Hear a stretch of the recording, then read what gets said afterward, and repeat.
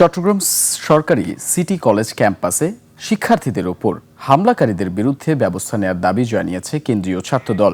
রাতে ঢাকা বিশ্ববিদ্যালয়ে বিক্ষোভ করে জাতীয়তাবাদী ছাত্রদল, পরে রাজু ভাস্কর্যের পাদদেশে সমাবেশে তারা বলেন, দেশের কোনো ক্যাম্পাসই শিবিরের কাছে নিরাপদ নয়। অবিলম্বে চট্টগ্রামে ঘটনার তদন্ত করে দোষীদের আইনের আওতায় আনতে হবে। তারা অভিযোগ করেন, শিক্ষা প্রতিষ্ঠানে ক্যাডারের রাজনীতি ফিরিয়ে এনেছে শিবির।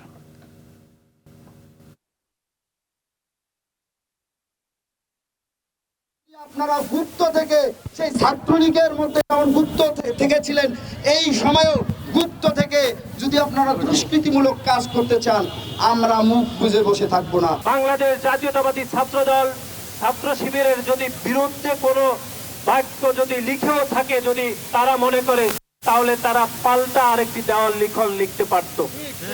কিন্তু তারা একটি দেওয়াল লিখনের প্রতিবাদে তারা বাংলাদেশ জাতীয়তাবাদী ছাত্র দলের অসংখ্য নেতা কর্মীর উপর তারা হামলা চালিয়েছে চট্টগ্রাম সিটি কলেজে।